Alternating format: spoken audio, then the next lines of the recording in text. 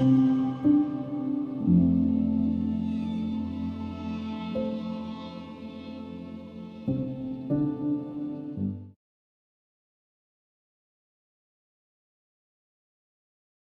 is set to glow as the Tondoon Botanic Gardens lights up in a kaleidoscope of colour. The award-winning Luminous features impressive lighting displays, children's activities, roving entertainment, workshops and more. Plan your Gladstone holiday now.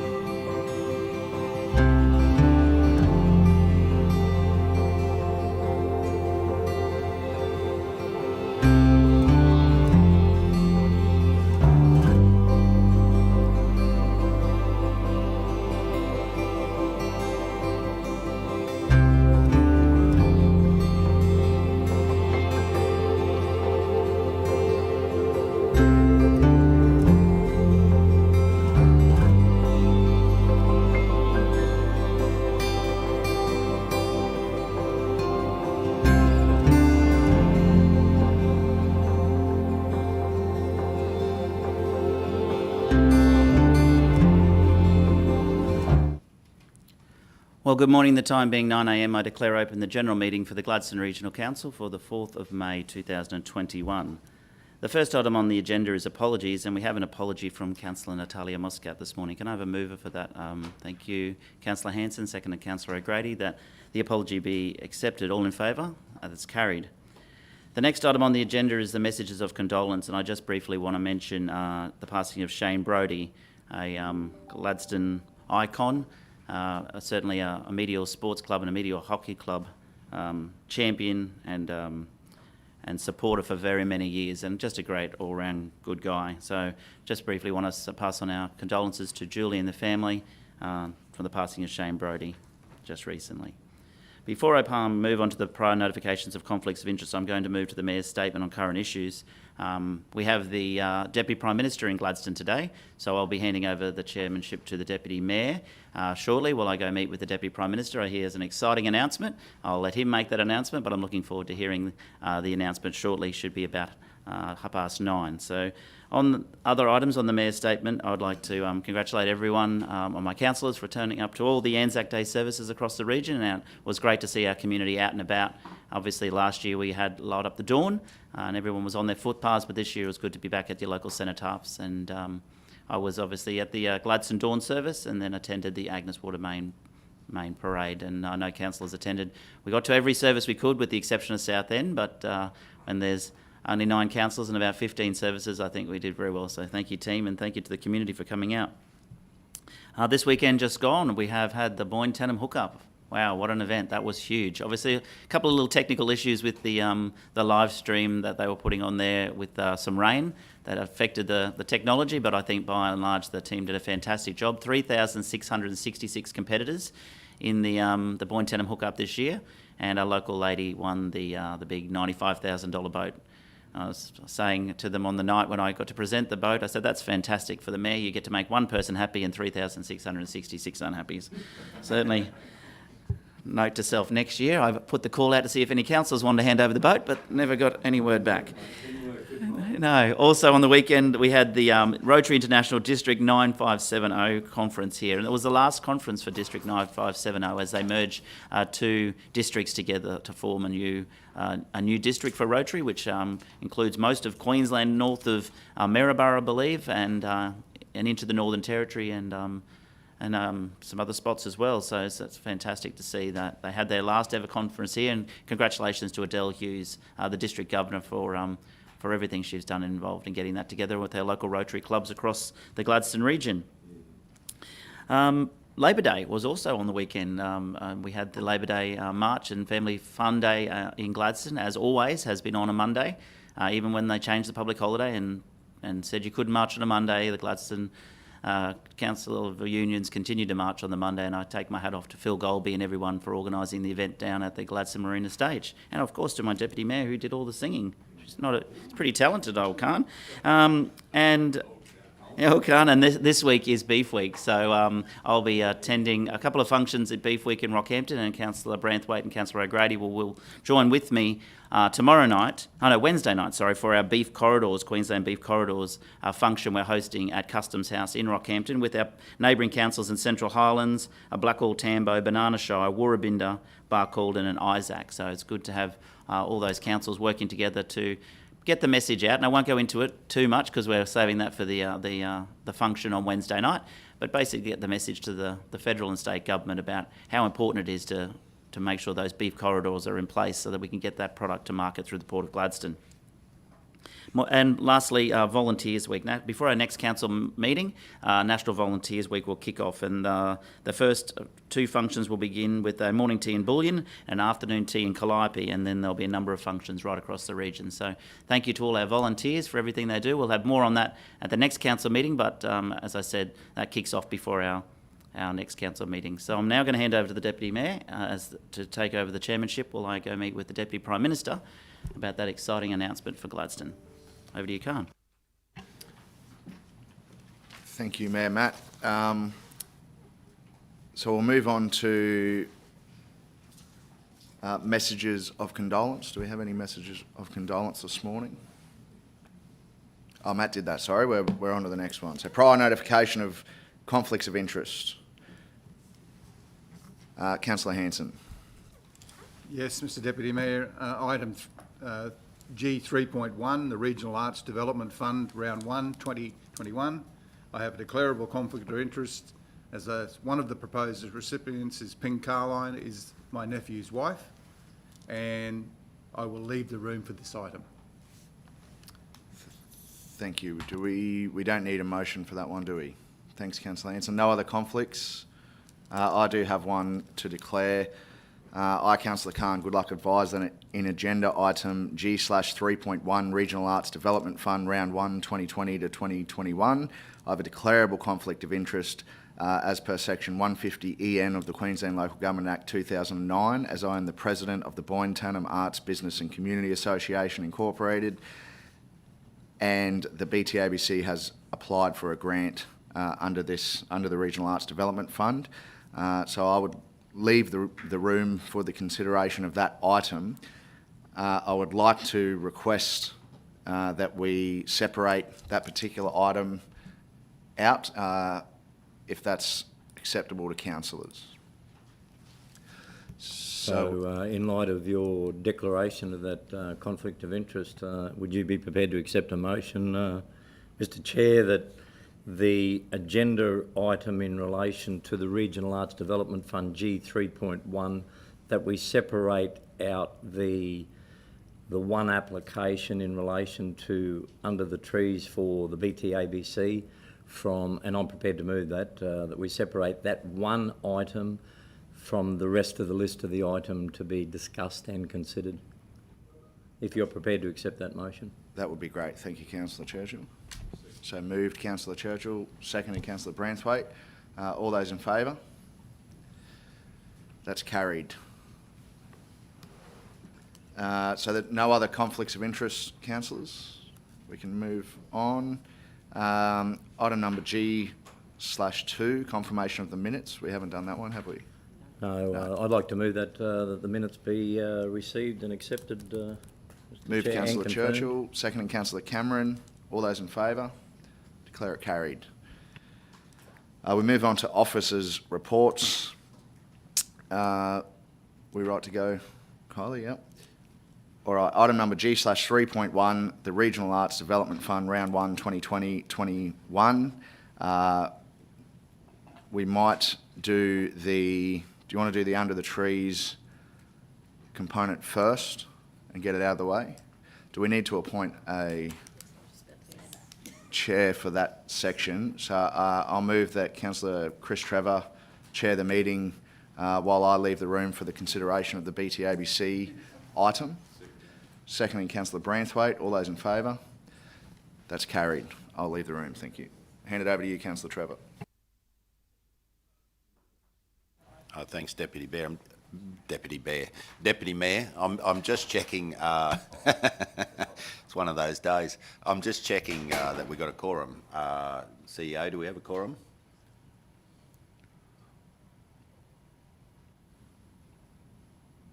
Five. Sorry, Councillor Cameron's down the end there blending in. Yes, we have 5. Yes, yes. Councillor Hanson didn't need to leave the room for this particular one. He could have stayed in the room for that one.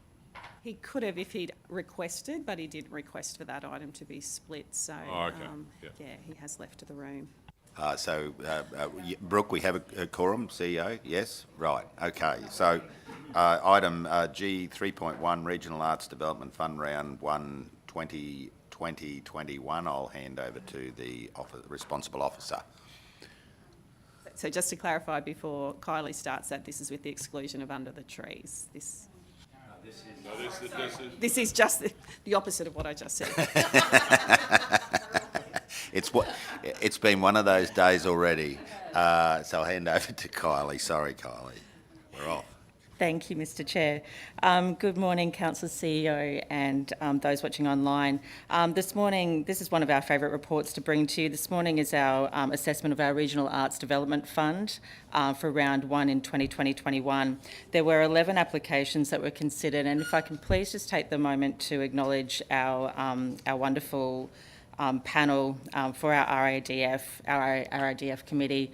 This was a significant amount of time, and these people are volunteers. There was a lengthy assessment around each and every one of these applications and a path forward with those applications that might not have achieved funding for this particular round. I'd like to hand over to our cultural project specialist, Di Paddock, just to talk about the applications that were received. Thanks, Di. Sorry, I may have confused the matter earlier. We're just talking about the under the trees from BTACB with this one. My apologies, I confused the matter earlier on because Councillor Goodluck's left the room because of his interest. So if we can just do that one first and then talk about the broader applications when he returns. Apologies for the confusion. Thank you, Lisa. One of the 11 applications was the Boyne Tanam Arts Business Community Association's video making workshop for teenagers for their Under the Trees festival.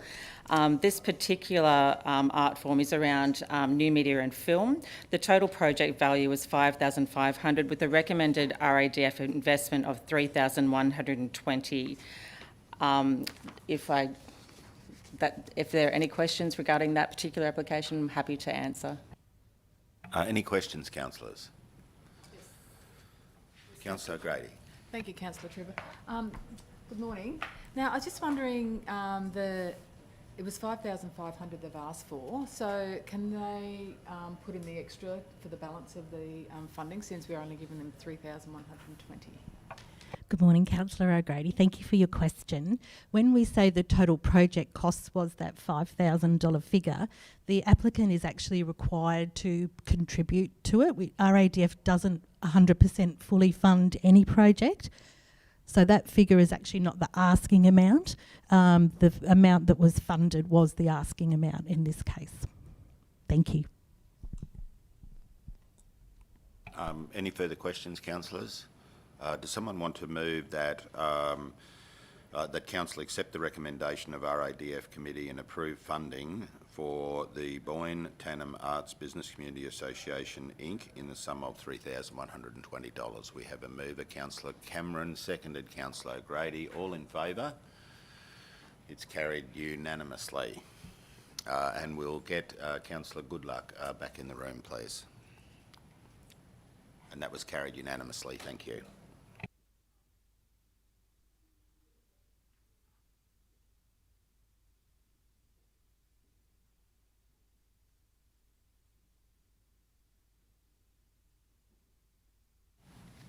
Thank you, Councillor Trevor, and I'll hand back to you, Kylie. for the rest of the report. Thanks. Thank you, Mr. Chair. As I was saying before, we have had 10 applications to the fund for round one for 2021. Those applications, the majority of those applications were very high calibre, and I really commend the committee in finding pathways for those who were unable to be funded in this particular round. I do have our cultural project specialist here, Di Paddock, who is instrumental in keeping the RIDF committee and the fund on track, and also our chair, Councillor Churchill, in the room. So I'll pass over to both Di or Councillor Churchill if they'd like to add anything prior to answering any questions.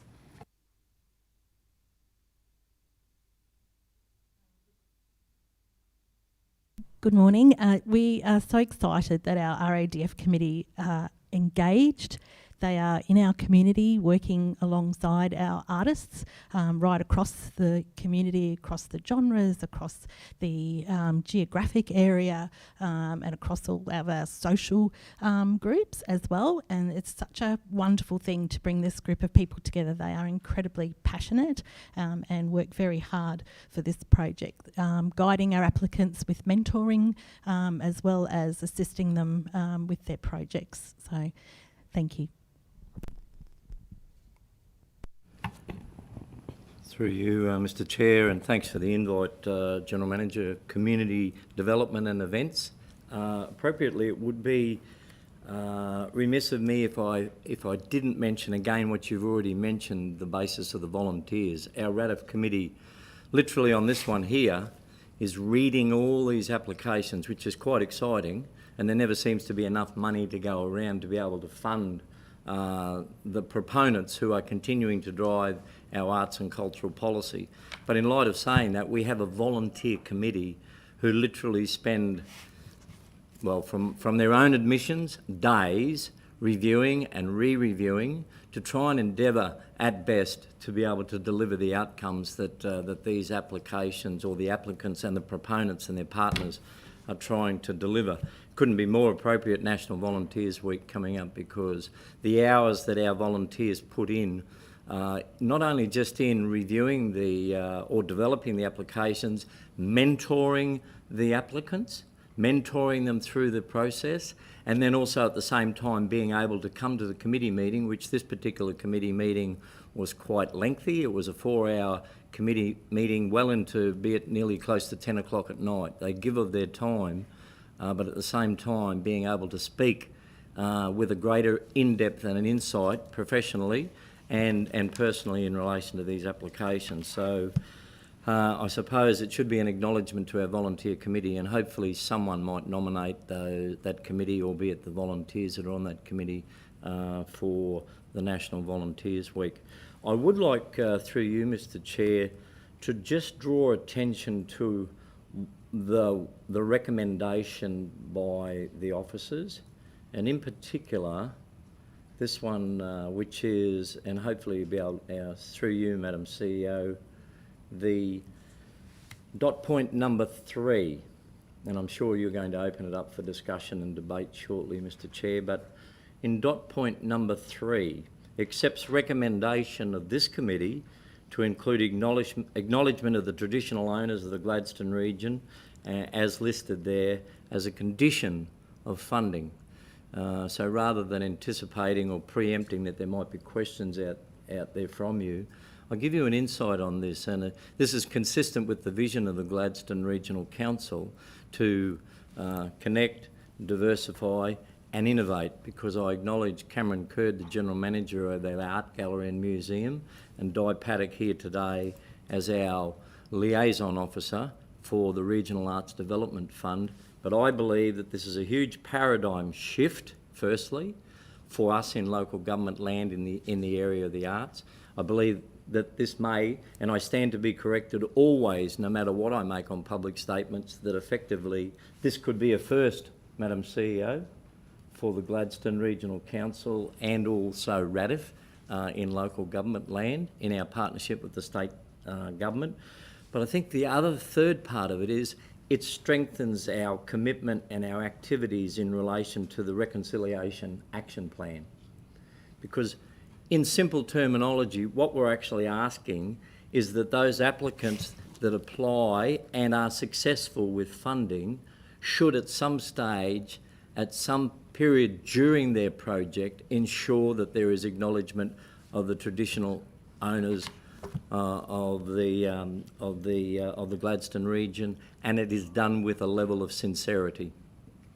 So perhaps I'll leave it to that, but thank you for the opportunity to say a few words, and over to you, Mr. Chair, if you want to ask for any more questions. Thank you. Thanks, Councillor Churchill. Open it up to questions from the committee. Just need to note, item number 2 of the recommendation does mention the BTABC, but we've dealt with that in the prior resolution, I suspect, so that's fine.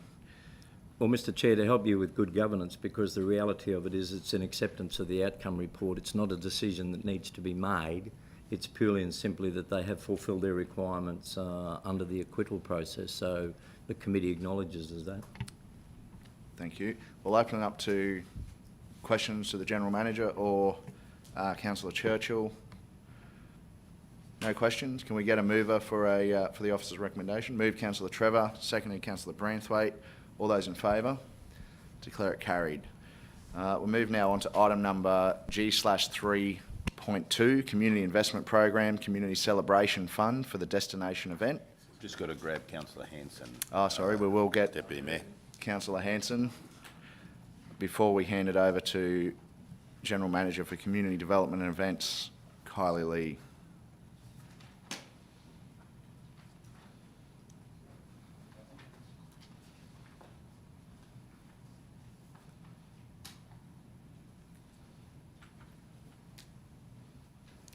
Thank you, Mr. Chair. The second report we bring to you today is from our Community Investment Fund, seeking funding for a destination event, which is the 2021 Santos GLNG Mayor's Carols. The in-kind fund request is for $33,709.45 and is the in-kind supply of GCC equipment to actually conduct the event. Councillors may notice that the panel, the assessment panel did score this event at 54%. The reason why it has scored in the 50% round is because it is being assessed as a destination event because of the numbers that come to the event. A destination event, in its definition, attracts overnight spend, return on investment, and a real economic drive. Unfortunately, we still get some economic drive with food suppliers and a few little incidentals at the Gladstone Marina. However, it isn't the same type of destination event that we would usually assess against that particular category. The panel did note that this application it has been successful in the past and will continue to be so. And recommended its full funding of the $33,709.75. Open to any questions if councillors have any. Just one through you, Mr. Chair. Radio Townsville, what connection is that to here? What radio station do they own here? Is it 4CC, is it? We should spell that out, that's all, in a report, I believe, so that we get some local knowledge of who's actually applying. Thanks, Councillor Hanson. We'll note that for future reports. Thank you. Any further questions? Councillor O'Grady. Thank you, Councillor Goodluck. Yes, it's 4CC, Councillor Hanson. I am on the Mayor's Carols Committee. And I was just a question about number 2. It says additional $7,000 in kind. So with the COVID, if it keeps improving what it is, that may not be relevant. Is that correct? That's correct, Councillor O'Grady. So the $7,000 is pending a COVID-safe plan of restricting the area and fencing the area. If that is no longer required, then that $7,000 will not be expended. Thank you for pointing that out. Thanks, and I might just note, for the benefit of anyone who might be watching or reading the report, the further down in the report, in the financial and resource implications, there is information for noting for councillors, and it does mention the BTABC there as an organisation, one of the many that has received in-kind or support from council. And the reason I haven't declared a conflict in that particular item is because it's just information for noting for councillors today. There's no decision to be made in respect to that particular part. So just for transparency there. Is there any other questions to the officers? Can I get a mover for the recommendation? Moved Councillor Trevor, seconded Councillor O'Grady. All those in favour? Declare it carried. I will move on now to item number G/3.3, Specialised Supplier, Jada Institute. I don't know if I've pronounced that right, and we'll hand over to General Manager for Operations, John Tumbers.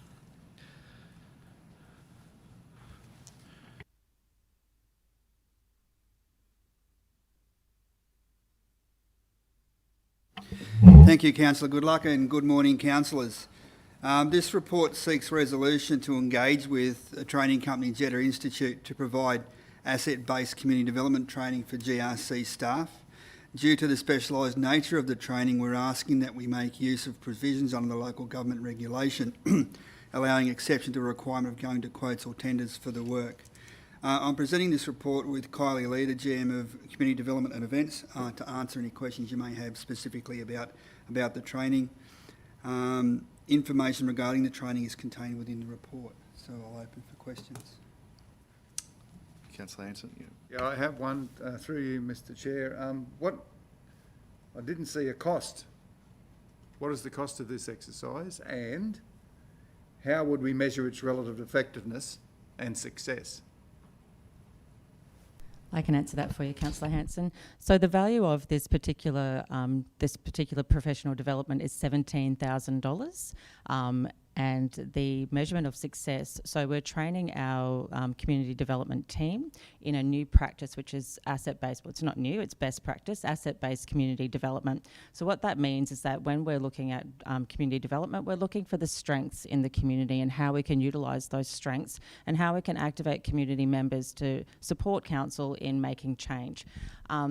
This particular Jetta Institute we have worked with before, and they have undertaken a gap analysis and provided us with some bespoke training to support us in improving our skill set in that particular area. We'll be able to measure that success through our engagements with the community and aligning with our operational plan items that we've discussed in previous sessions. That's good. I just got one further question. Wouldn't we be looking at when we obtain new staff in this area, wouldn't we be looking at those qualifications before they come in? Is that the case that's going to happen now, or has happened? Hasn't happened in the past, Councillor Hanson. This skill set and any community development specialists, we're very lucky if we do get a specialist that does have ABCD qualifications or training. Obviously, that would be desirable in obtaining a community development specialist or officer, but it's certainly something that we can now pass on the skill set so that we are aligned in how we deliver community development. Councillor Churchill. I'm keen to move the officer's recommendation. If I get a clarification on one particular point, was this came onto the agenda because of the specialised nature. I would imagine in our budget through you, I suppose, Madam CEO, we would allocate an overall training budget per annum. So has it found its way here because it is something completely different outside of the customary training and development for our officers? I applaud the intent that we need more meaningful community development programs, more meaningful, but we also need to be at the same time be more meaningful in getting the information back in and getting the outcomes and the results that our community want. So my question begs, and I'm keen to move the recommendation on the basis of understanding why is this separated from our normal year in, year out training of our people. It's just a procurement requirement, because under the regulation, to not go to tender to get comparable quotes, it requires a council resolution. So it's seeking your endorsement that it is a specialised supplier and that there's no benefit in going through the normal procurement process where we would invite quotes for this sort of work. So it's not a budgetary issue, it's contained within your learning and development budget. It's just because we want to engage this particular organisation who are specialists in this work. Okay, now pleased to hear that. It's in the budget. Yep. So I'll move the officer's recommendation, Mr. Chair. move Councillor Churchill, seconding Councillor Branthwaite. All those in favour? Declare it carried. On to item number G/3.4, tender 220-21, supply and delivery of 4 times motor graders. Hand over to General Manager for Operations, John Tumbers. Thank you, Councillor Goodluck. This report seeks resolution to enter into contract with Hastings Dairying for the supply and delivery of 4 Caterpillar brand 150H graders. The graders are part of the fleet replacement program, but were scheduled for replacement next financial year.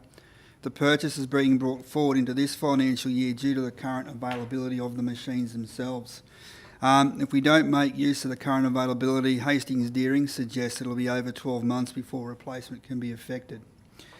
That availability is mostly driven by the imports of the equipment from the United States and the impact that COVID has on that. The purchase is being made under local buy contract with Hastings Dairying. It's within our means in terms of budget. Caterpillar is deemed the most suitable through previous evaluations that have gone to open tender. The total purchase price is just over $2.1 million and within the funds allocated for the project. And also have the Manager of Contracts and Procurement, Christy Walker, online if you have any questions around the procurement side of things. Thanks, John. Councillor Branthwaite. Yeah, thanks, Councillor Khan. The equipment they're replacing, does that get traded in or does it get tendered off, or what happens to that? Yes, it does. The equipment that is replaced, the old gear, goes to auction. Right, okay. So How long does this equipment like this last? What's the age, time span, time life of it? The equipment that we're replacing, the earliest machines 2009 and the latest machines 2013. For all 4 pieces of kit, we've spent more than the original purchase price maintaining the equipment, so they're overdue. Very interesting. Thank you very much. Councillor Hanson. I'm happy to move the motion, Mr. Chair. Moved Councillor Hanson, seconded Councillor Cameron. Did you have a question, Councillor Cameron? No? Any further questions to the officer? No? All in favour? Declare it carried. Thank you, councillors. Thank you, John. Item number G/3.5, leave of absence for May 2021. And I hand over to the Chief Executive Officer, Lisa Dowling. Thank you, Mr. Chair. Councillors, leave of absence request here for 2 councillors, for Councillor O'Grady for leave from the meeting to be held on 21st of September and Councillor Hanson for the meeting to be held on the 18th of May. This is just in accordance with our council meeting procedures policy. We require a resolution to grant these leaves of absence. Sorry, how does that work with the councillors that are still in the room? They don't need to leave for that? No? That's fine. Well, can I get a mover for that? Councillor Trevor, seconded Councillor Churchill. All those in favour, declare it carried. And we move on now to item number G/4, deputations, which we don't have any. G/5, councillors' reports. No councillor reports. Councillors, no. Item number G/6, urgent business, which there is none. G/7, notices of motion, which we don't have any, and G/8, confidential items, which we have none today as well. So that being said, we'll declare, thank you everyone for watching, if you're watching online, and we'll declare the meeting closed.